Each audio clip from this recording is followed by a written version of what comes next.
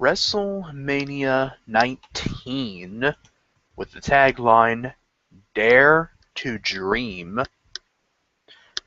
Now, a lot of people, I have some friends as well, and a lot of people kind of consider this the best WrestleMania ever. However, I gotta say that this was actually a pretty good WrestleMania, but a few of the matches on there that just weren't really all that, you know. But there were some very good matches on here, but just a few on there, just a few that were really not. Now we'll give like my out of 5 as well. Out of 10 it is, not 5. Sorry about that.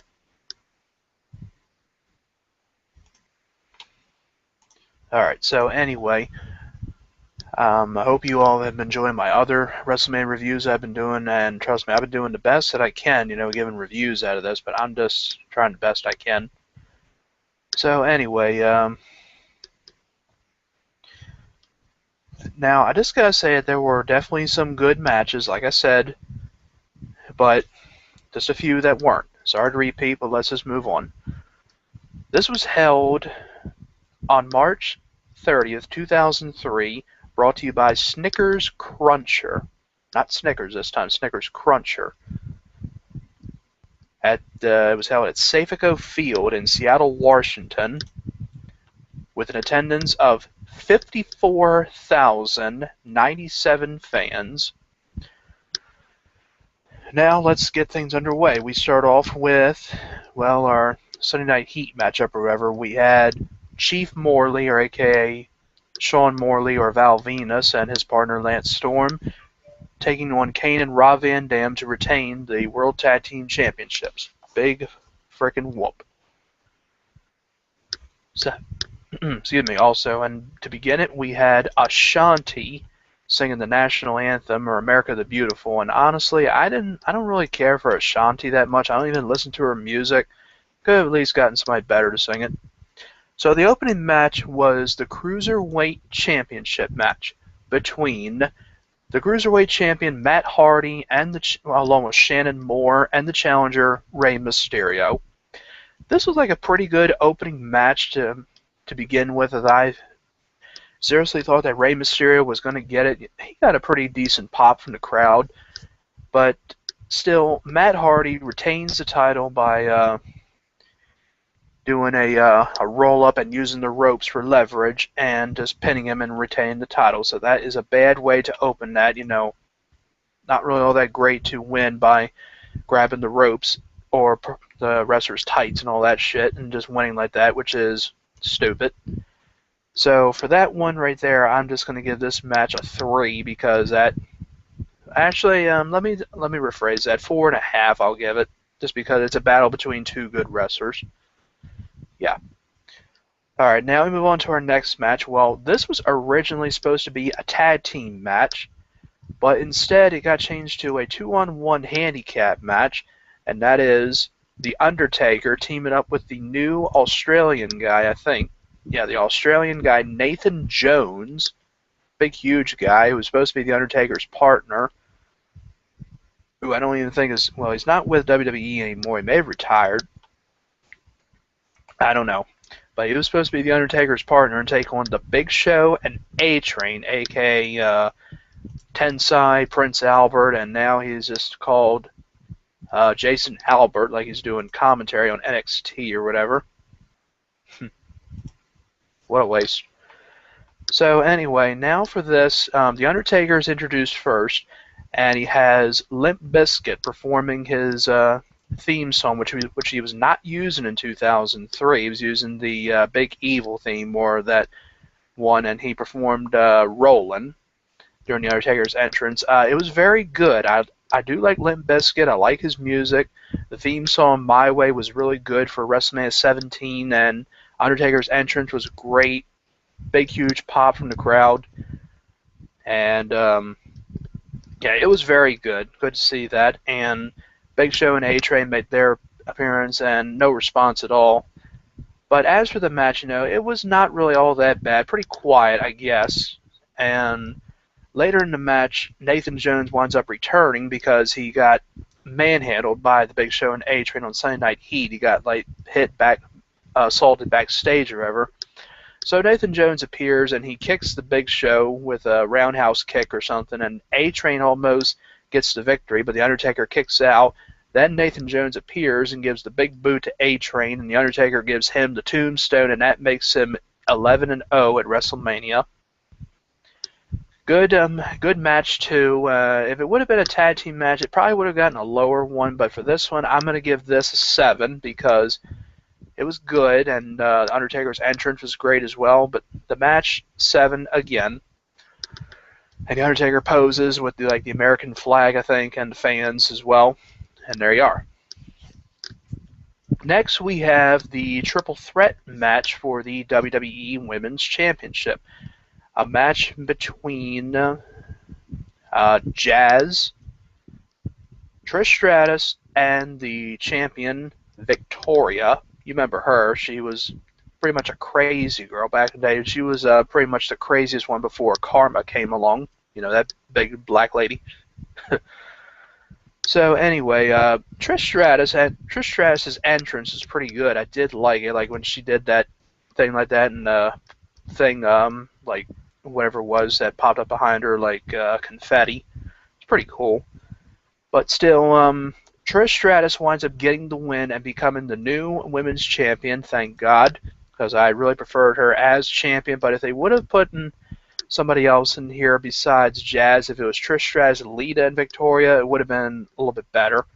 But I will give this one a 5, you know, because Trish Stratus definitely deserved to win it, and she did. And also tying the official number of reigns set by the fabulous Moolah. Mabulous, almost said fabulous. All right, next we move on to, this is the triple threat tag team championship match for tag team titles, with the team of Rhino, Gore, and Chris Benoit taking on the team of Los Guerreros, Chavo and Eddie Guerrero, and the champions Team Angle, or aka the greatest tag team ever, or Haas and Benjamin, Charlie Haas and Shelton Benjamin. This really, I didn't really pay much attention to. I mean, however, it was just all right. I wasn't really looking forward to it. I didn't really care who wins or anything. But the Team Angle, the greatest tag team ever, whatever you want to call them, Haas and Benjamin, they retain their titles. Lovely.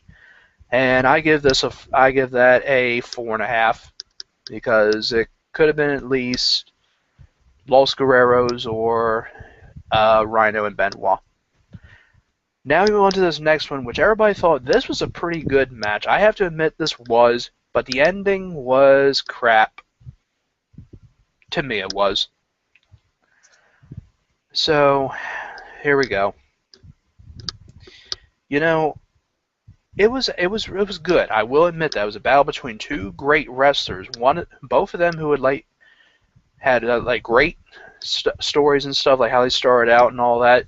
And that is this match, Chris Jericho and Shawn Michaels. Now, this was, again, it was very good. I liked it, and I know a lot of people say that it was definitely a very good match.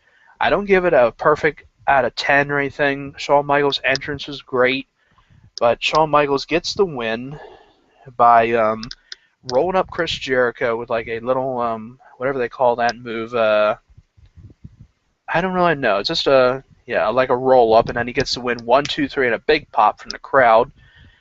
But out of respect from Shawn Michaels, he puts his hand out for Chris Jericho to shake it, but instead Chris Jericho gives him a hug, which is really great because that was really good to see that instead of somebody declining a handshake and giving him a hug, and that was really good for one. But then after that happened, Chris Jericho gives him a low blow, and that kind of ruined it for me. But still, I give this match a 7.5 out of 10. But I would give it an 8.5 or an 8 if he had not low blowed him after that, because I just thought that was a stupid ending. Just answer a message real quick. Okay. Now, Yeah, like I said, you know my opinion, so let's move on to the next match. The next match, well, this was just for fun on there. I don't even know why this is on there, but it was good to see these women. That's just this fatal four-way pillow fight match hosted by the coach, Jonathan the Coachman. I'm the coach. Deal with it. Just Stacy Keibler, Tori Wilson, Tanya Ballinger, and Katanya Baker. This was just nothing, you know. Only thing that happened was just all four of the women teaming up and stripping the coach down into his skivvies, his underwear, which was stupid, and pinning him, which was worthless, and it shouldn't even have been there because it was a waste. So next, moving on. The main event matches. The next one is the World Heavyweight Championship match between the challenger Booker T and the champion Triple H. You know, and he has been like the champion for too long because he's just held it for a while, and he has definitely. Wait a minute, let me go back. Well, actually, he lost it at Survivor Series 2002 to Shawn Michaels. Then he got it back at Armageddon, and he was still the champion ever since that. Everybody just was getting tired of Triple H holding that belt. Well, I may be wrong, but I personally was one. I was just getting tired of him holding the belt. Because I really wanted to see a new champion, and I really didn't think Booker T would have the chance. Just because although he always says the five-time WCW champion, but it would have been good to see him get the win, but instead Triple H gets the pedigree on him and he retains the title, and I give this a 4.5 just because the wrong guy won. Yeah, it definitely should have been Booker T or somebody else in the matches besides that. Now the next match. Now this was a good match. First time ever we have ever seen this. I know some people were not happy with it, but I think it was good to see. I think it was. This is the street fight match between the chairman of the WWE, Vince McMahon, and Hulk Hogan. First time ever. Now Hulk Hogan, you remember, lost at WrestleMania 18 to The Rock. Now, I personally didn't think, he would lose to Vince McMahon, as I just think Vince McMahon getting an ass kicking would just be good. So pretty much he did get an ass kicking, lots of stuff going back and forth, and Vince McMahon climbing on top of a ladder and giving an elbow drop to Hulk Hogan, which was, or whatever it was he did. That was pretty cool. And then later, somebody comes into the ring, and it winds up being Rowdy Roddy Piper, getting a huge pop from the crowd, and it looks like he's going to hit Vince McMahon or something with a pipe, but instead he hits Hogan with it, still to the crowd's delight, and he leaves. But he would later kick out, and a lot of blood in this match as well from Vince McMahon and Hulk Hogan, but Hogan in the end gets the big boot and the leg drop and pins him and wins the match. But I know that some people didn't really care for this or whatever, but I think I do like Hulk Hogan, and I like Vince McMahon too, even if he's a heel or a face. But it was good to see these two face each other, but not as good as Ric Flair and Vince McMahon at the Royal Rumble 2002. But for this, I'm gonna give this match, I'm gonna give it a 6, just because it was good to see Hogan win, but I think pretty much we knew who was going to win. It just seemed obvious. Next, we have, now this is the next and the final time that we ever see these two face each other. Yeah, we'll probably never see them wrestle again because one of them is pretty much retired from wrestling and the other is doing movies and all that stuff. And that is the match between Stone Cold Steve Austin and The Rock. The last time ever that we ever saw these two. Now Stone Cold, who had been out of action for a little bit because his neck was hurting or something and may have had surgery or something, I don't know exactly. But this is the last time that we see these two compete against each other. This was Stone Cold's last match, and he would not wrestle anymore. He would later become the general manager or co-general manager of Raw along with Eric Bischoff, and The Rock would just remain a heel and wrestled at Backlash, and then he left after that and returned as a face, and then made occasional appearances. Now, this was now I know that a lot of people were definitely looking forward to this. The Rock had like his family as well who were in attendance. Stone Cold has a pretty good entrance as well. The Rock, I didn't really pay much attention to, because I didn't really care for his theme, you know, where it had like that helicopter flying around and zooms in and it says, "It's cooking." I just didn't really care for that theme. I just only cared for it when it was, "If you smell what the Rock is cooking." So anyway, you know, back and forth stuff, but not as good as their match at WrestleMania 17. And, well, Stone Cold has beaten The Rock 2 times already at WrestleMania 15 and 17. But just don't know exactly if he'll pick up the win or whatever in this one. So lots of stuff going around, like The Rock gives, I think, Stone Cold a stunner or whatever, and I think Stone Cold gives The Rock a rock bottom. You know, pretty cool stuff. And The Rock just winds up like giving him a bunch of rock bottoms, and finally, like after that, he does give him another one, and he pins him, and he gets the win. You know, just kind of a little bit shocking that Stone Cold did not win, but yeah, just didn't really expect that. I thought Stone Cold was going to get the win. So The Rock beats Stone Cold for the first time ever at WrestleMania, and there you are. Now we move on to the last one, and that is the main event. Another one, the WWE Championship match. That is between the WWE Champion Kurt Angle and the winner of the 2003 Royal Rumble, Brock Lesnar. Alright, so this was pretty good, you know. Well, let me just say, a lot of stuff that happens in here that, well, I will mention one thing, but I didn't really pay much attention to their entrances. Just really nothing. I didn't pay attention to their entrances. I mean, let's see. You know, it was good to see these two face off against each other. Kurt Angle, who you know, was bald around this time, as he got his head shaved for that Judgment Day, and I was not looking forward to Brock Lesnar winning the Royal Rumble. I mean, I didn't really think he would win the Royal Rumble, because he eliminated The Undertaker just like that, and even played the wrong theme song when he eliminated him after that, which was weird. But The Undertaker definitely should have won the Royal Rumble. He got robbed by that. He should have been a 2-time Royal Rumble winner. Should have won in 2003, and he also won it in 7, but he just got robbed, in my opinion. So anyway, a lot of stuff in here, like going for the F5, and then Angle counters into the ankle lock, and he escapes out of it. Then later he gives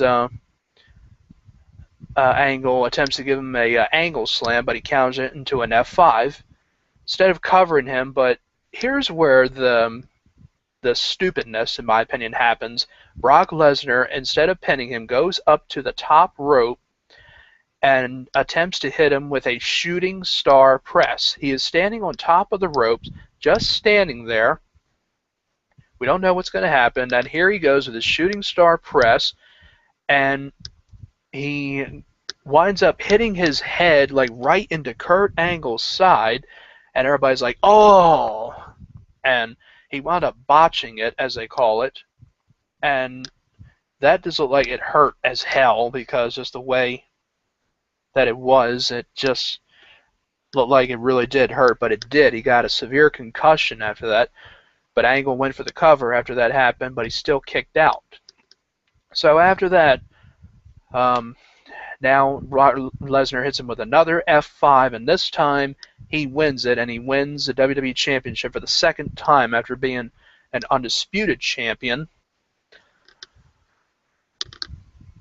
But there you are, and after that is over, and Kurt Angle comes over to him, and they both hug, and they're still hugging. That's the end of WrestleMania, just like that.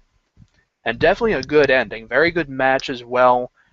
But despite him botching the shooting star press, I will give this a 7.5. 7.5 out of 10. And there you are. So, now for the rest of them, like the Canadian Online Explorer, like rated this event a perfect 10 out of 10. But for me, I don't really give it a perfect 10 out of 10. I'm going to have to give this, I will give it probably an 8 out of 10 because there were good matches, but the Booker T and Triple H matches could have been better if Booker T had won. But yeah. And I also forgot to mention we also had a promo, I think, at WrestleMania, which was for Goldberg, who was going to be debuting as well at Backlash. Yeah, so that was something else that we saw. But anyway, that's my review of WrestleMania 19. I hope you all enjoyed, so please like, comment, and subscribe. It is not a bad thing. It is a good thing, and I will see you with more videos.